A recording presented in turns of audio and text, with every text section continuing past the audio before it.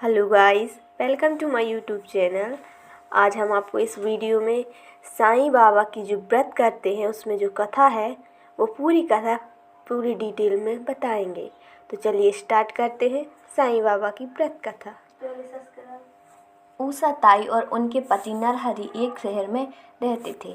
दोनों में परस्पर असीम स्नेह था, लेकिन नरहरि का स्वभाव थोड़ा झगड़ालू था, इसलिए उनके अड़ोसी पड़ोसी उनके स्वभाव से परेशान रहते थे।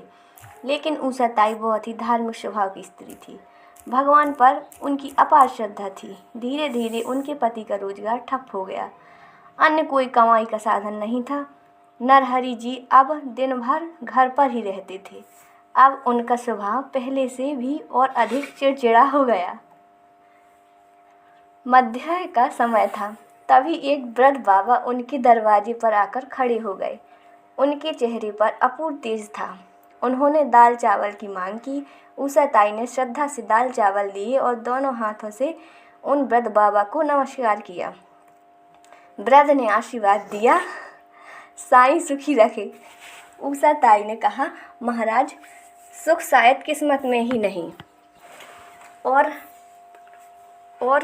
अपने दुखी जीवन का समूचा वृत्तांत उनके सामने कह सुनाया। उन बाबा ने उन्हें साईं व्रत करने के बारे में बताया। 7 या 9 गुरुवार फलाहार या एक समय भोजन करना, बेटा साईं मंदिर जाना या घर पर ही साईं बाबा के 7 या 9 गुरुवार नियम पूर्वक पूजा करना और व्रत पूर्ण कर विधि से उद्यापन करना, भूखों को भोजन देना, साईं व्रत की 5 या 11, 21 पुस्तकें यथाशक्ति लोगों में भेंट कर देना और इस तरह साईं व्रत का फैलाव करना। साईं तेरी सभी मनोकामना पूर्ण करेंगे। यह व्रत कलयुग में बड़ा चमत्कारी व्रत है, लेकिन साईं बाबा पर अटूट श्रद्धा रखना जरूरी है, धीरज रखना जरूरी है और विधि से व्रत और उद्यापन करेंगे। साईं बाबा उसकी मनोकामना जरूर पूर्ण करेंगे, ऐसा मेरा विश्वास है। उषा ताई ने भी 9 गुरुवार व्रत कर संकल्प लिया और 9वें गुरुवार को 5 गरीबों को भोजन कराया। उन्हें साईं व्रत की पुस्तकें भेंट दी। तत्पश्चात उनके घर से दरिद्रता दूर होकर घर में सुख शांति छा गई। नरहरि के स्वभाव में भी बदलाव आ गया। उनका धंधा फिर से चालू हो गया। थोड़े समय में ही सुख समृद्धि आ गई। दोनों पति पत्नी फिर से सुखी जीवन बिताने लगे। एक दिन उषा ताई के जेठ जेठानी पूना से आए। बातों ही बातों में उन्होंने बताया कि उनके बच्चे ठीक से पढ़ाई नहीं करते, परीक्षा में भी फेल हो गए। उषा ताई ने उन्हें साईं व्रत की महिमा बताई। कहा, साईं बाबा की भक्ति से बच्चे अच्छी तरह से पढ़ने का अभ्यास कर पाएंगे, लेकिन इसके लिए साईं बाबा पर विश्वास रखना जरूरी है।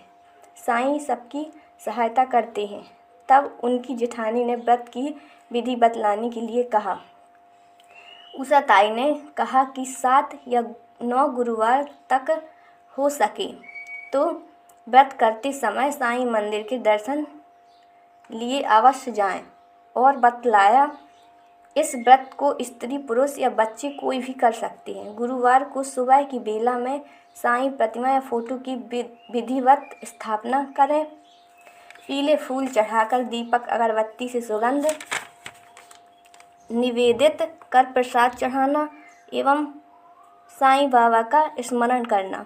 साईं व्रत कथा का पाठ, साईं चालीसा का पाठ करके आरती करना। उद्यापन वाले गुरुवार को 5 गरीबों को भोजन खिलाना। फिर साईं व्रत की पुस्तकें अपने सगे संबंधी अड़ोसी पड़ोसी में भेंट करना।